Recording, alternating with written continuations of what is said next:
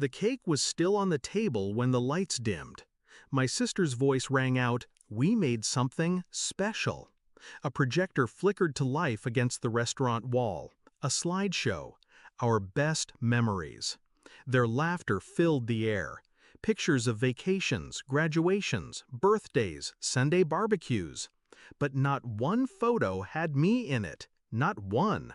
I sat there, smiling like the perfect host, as if it didn't sting like a blade twisting between my ribs.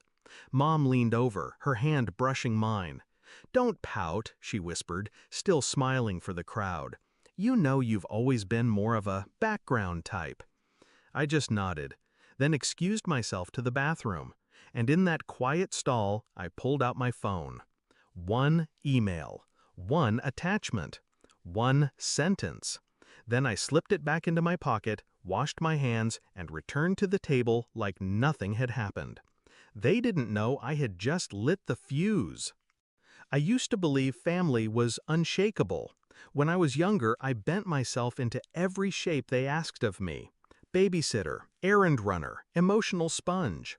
I paid for dinners, covered bills, lent money that never came back.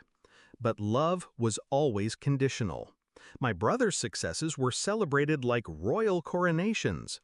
My sister's mistakes were brushed aside with laughter. And me, at best, invisible, at worst, mocked. By the time I was 30, I understood. I wasn't family. I was the prop that kept their table from wobbling. Useful, but never cherished. That slideshow, that was just the confirmation carved in neon. The first crack appeared a year earlier. I had stumbled across a document on Dad's desk when I visited. He'd left his office door open. A contract, a land deal, and his signature under a shell company I'd never heard of. Curiosity sharpened into suspicion. I dug deeper, and the picture formed. My family's perfect life was built on fraud. Tax evasion, offshore accounts, shell corporations stacked like Russian dolls. I didn't confront him, didn't confront anyone. I just learned. I memorized. I waited. Because I knew one day they'd hand me the match. That night at the restaurant, they did. After the slideshow, they toasted without me. My name barely left anyone's lips. "Happy birthday," my brother said at last, raising his glass lazily. "You're, what now, 34? Don't worry, you've still got time to do something with yourself." Laughter. Mom's hand patting mine like I was the slow child at the table. That was the moment. The match dropped. My plan was simple.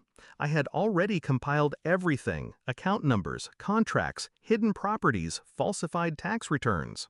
A year's worth of digital excavation. But information alone wasn't revenge. Information needed direction. So the email I sent from that bathroom stall wasn't to the IRS. Not yet. It was to their investors. Every friend they bragged about, every business partner who thought they were trustworthy. I sent them the evidence in neat, damning packages. 3 months later, the phone calls started. First came Mom. Her voice shook through the line. "What did you do?" I didn't answer. She begged, she screamed, she even tried crying. I hung up. Then came my brother. "You think you're clever?" he spat. "You think ruining us makes you better than us?" I stayed silent, letting him drown in the panic clawing at his throat. He was always the golden boy, but without Dad's money and Mom's cover-ups, he was just a fraud in an expensive suit. When he realized I wouldn't respond, he broke. His last words before the click, "You'll regret this." He was wrong. The fallout spread fast. Their friends pulled investments overnight. Business partners filed lawsuits. The IRS smelled blood in the water and came circling. The house was sold to cover debts, cars repossessed. My sister moved back in with Mom because her credit collapsed under the weight of co-signed loans. For the first time in my life, they weren't laughing. 3 months to the day after my birthday, I saw them again. Court. They didn't notice me at first, sitting in the back row. Dad shuffled in, thinner, shoulders hunched, his arrogance peeled away like old paint. Mom followed, her makeup caked, her eyes hollow. My brother sat at the defense table, jaw tight, pretending to still have control. But when their eyes finally landed on me, calm, collected, silent, their faces drained of color. They knew. The ghost in the slideshow had come back to haunt them. My revenge wasn't dramatic. No screaming, no confrontation, no confession shouted. They wrote me out of their story, so I wrote the ending of theirs.